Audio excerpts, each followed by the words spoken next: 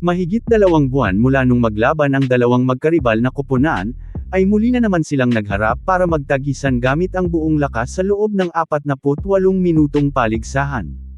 Sa matinding kompetisyon na namamagitan sa kanila ay walang kapakapatid sa tuwing sila ay magtatapat, ang mga lakas ay ibubuhos lahat, ang laro ay hindi dapat maging maalat. Ang pagiging numero 1 sa standing ang nakataya kaya patutunayan nila kung sino sa kanila ang karapat-dapat. Ang Hinebra ay gigil na makabawi matapos silang ipadala ng Beermen last conference sa dagat. Ang San Miguel ay patuloy pa rin sa pagiging tinik sa lalamunan ng Hinebra, sa ika-5 pagkakataon ngayong season ay muli nila silang nilamon. Ngunit ang Gin Kings ay hindi nila hinayaang masagasaan sila ng ganun-ganun lang, sa tulong ng kanilang Never Say Die spirit ay binigyan nila ang San Miguel ng isang laban na mahigpit.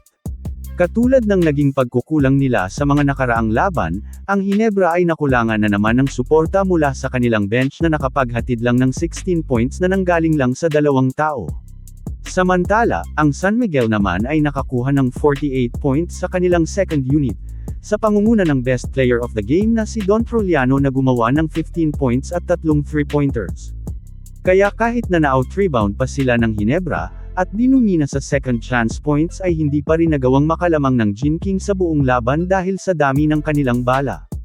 Maagang napatawag ng timeout si Coach Tim Cone, pagkatapos ang mainit na simula ng Beermen sa unang 4 na minuto ng opening period para sila ay bahagyang iwanan, 13-6.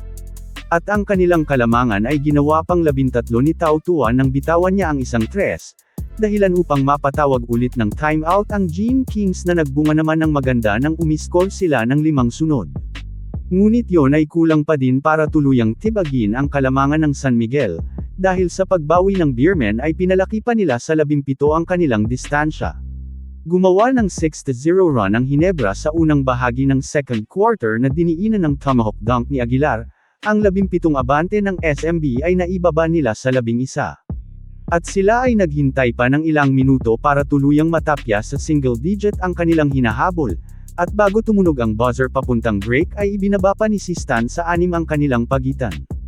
At sila ay lalo pang nakadikit sa kaagahan ng third quarter nang maibaba nila sa 4 ang lamang ng Beermen, subalit sa ika-6 na minuto ay muling nakabuo ng double-digit lead ang mga magseserbesa.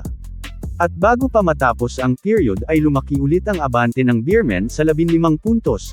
Binawasan pa yun ni Pringle ng 3 subalit 4 na sunod na puntos naman ang isinagot ng San Miguel sa kanila.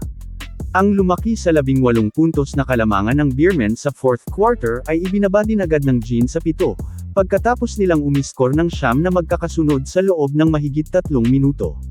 Ang matagal na pananahimik ng San Miguel ay binasag ni Fajardo sa ika-7 minuto, ngunit yon ay hindi sapat para palamigin ang Hinebra, dahil makaraan ang 3 minuto ay inilapit pa ni Tenorio ang pagitan sa 4. Pero ang lamang ng San Miguel ay muli nilang ibinalik sa 7 mula sa 5 sunod ni Troliano, subalit ang Gin ay hindi pumayag maiwanan habang papalapit na sa katapusan, ang kalamangan ay ginawa nilang 2. Inatake ni Cruz ang basket para dagdagan ulit ng 2 puntos ang kanilang abante, 44 na segundo na lang ang natitirang oras, ang Hinebra ay 1 puntos na lang ang nagawa sa nalalabing oras ng laro.